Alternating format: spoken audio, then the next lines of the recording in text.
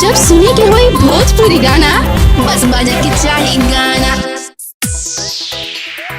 हवाना के टिकट कटावा हवा तानी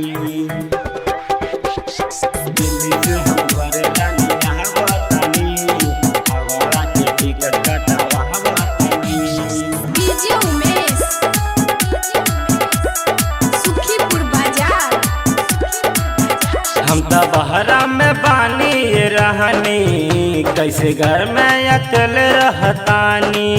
कैसे घर में अकेले रहतानी। हम तो बहरा में बानी रानी कैसे घर में अकेले रहतानी। लेके टच के मोबाइल देखे ली तू प्रोफाइल। लेके टच के मोबाइल देखे ली तू प्रोफाइल। हमसे फोनवा में घूमे बतियावा तारू। दिल्ली से हम घरे रानी यहाँ बतानी। यहाँ बड़ा के टिकट कटावा हवा तानी।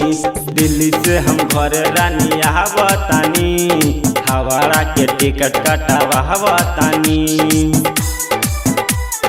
हवाड़ा के टिकट कटावा हवा तानी। डीजे उमेश सुखीपुर बाजार।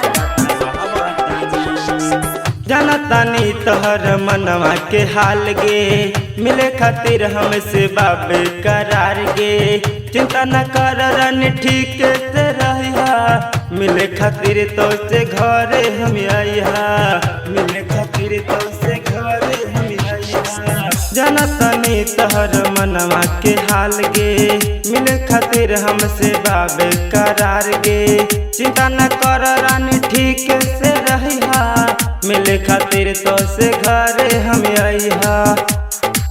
कि ऐसे करो जानी बात नहीं होला बर्दाश्त। कि ऐसे करो जानी बात नहीं होला बर्दाश्त। और कुछ दिन सबर कर हमारा के ऐसे ना तू रहबल कर। घरवा में चुपचाप रहल कर। हमारा के ऐसे ना तू रहबल कर। घरवा में चुपचाप रहल कर।